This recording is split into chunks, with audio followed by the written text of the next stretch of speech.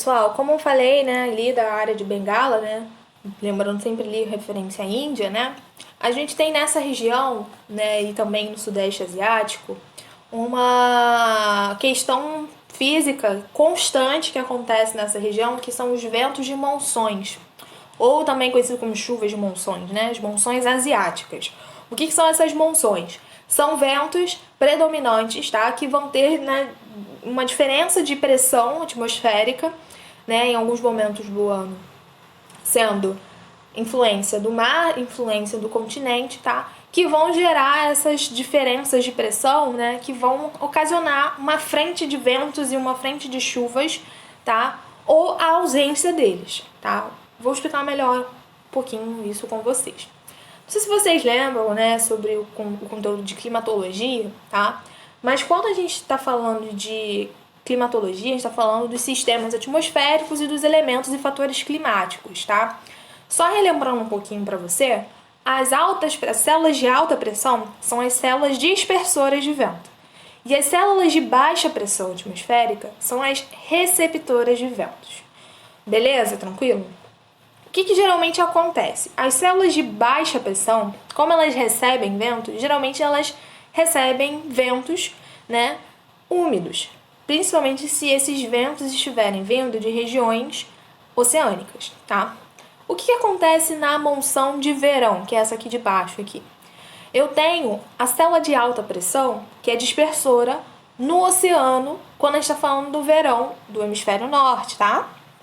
Quando a gente está falando no verão, né, a gente tem as células de alta pressão no mar e temos as células de baixa pressão no continente. As diferenças, né, de temperatura, as diferenças, né, de pressão, dependendo da altitude, fazem essas modelações que a gente já viu em algum momento nas nossas aulas de climatologia. Então, o que acontece nas monções de verão? A umidade do mar é carregada em direção ao continente, ou seja, para as áreas de baixa pressão.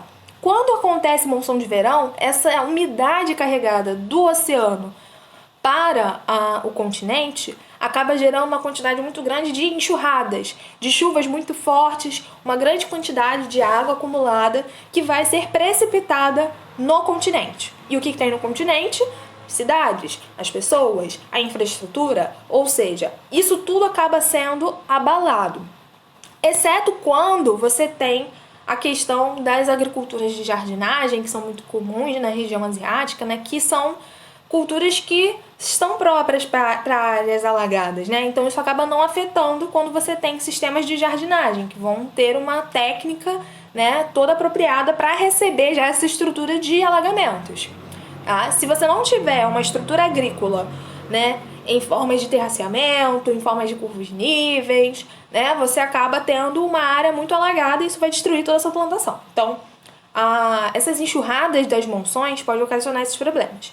Um outro problema bem pontual também que aconteceu recentemente foi o caso dos meninos no Sudeste Asiático, agora eu não lembro, acho que foi na Tailândia. Teve alguns meninos de um time de esporte, agora eu não lembro qual, que eles estavam numa caverna e nessa região, né, asiática, você tem muitas regiões, né, de rochas clásticas, que são rochas, né, que vão ter aí a formação das cavernas, rochas sedimentares.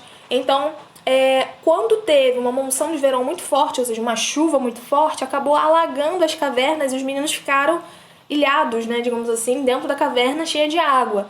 E aí tiveram que ir mergulhadores buscar os meninos, eles passaram por uma fenda muito apertadinha, isso ficou super noticiado.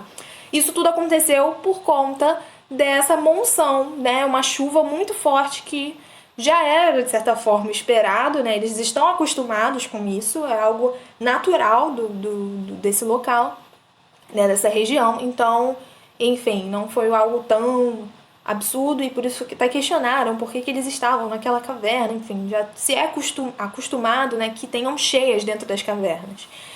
Pois bem, essas são as monções de verão. E as monções de inverno são um processo inverso, né?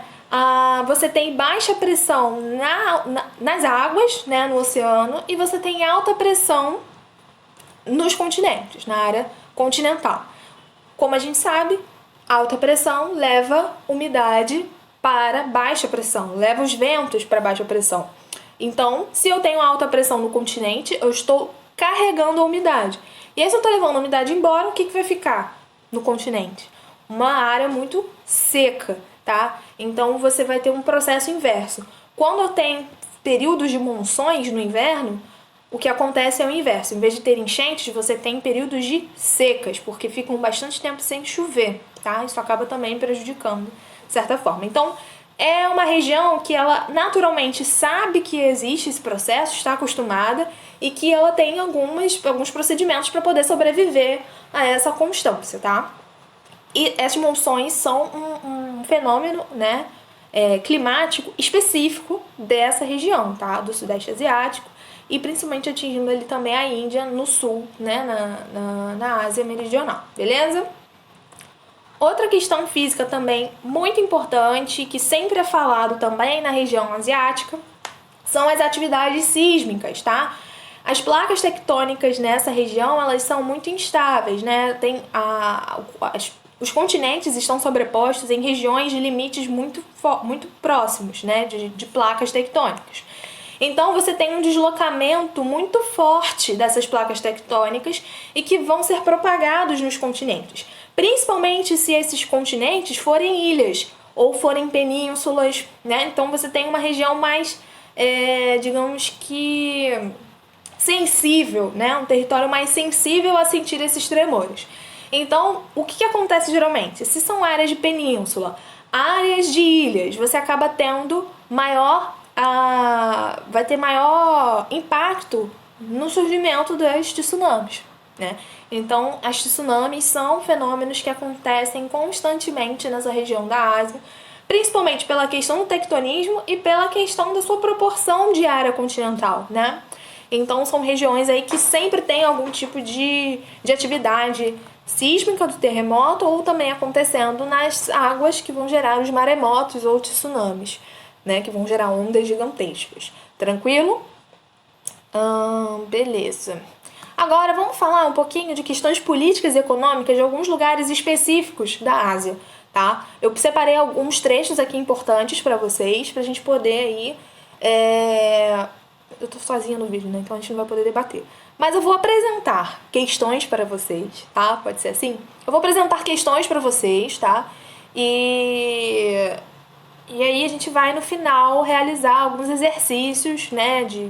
Enfim, questões vestibulares, enfim, pra gente poder treinar um pouquinho como que aparecem essas questões, beleza? Então vamos para a parte agora política e econômica.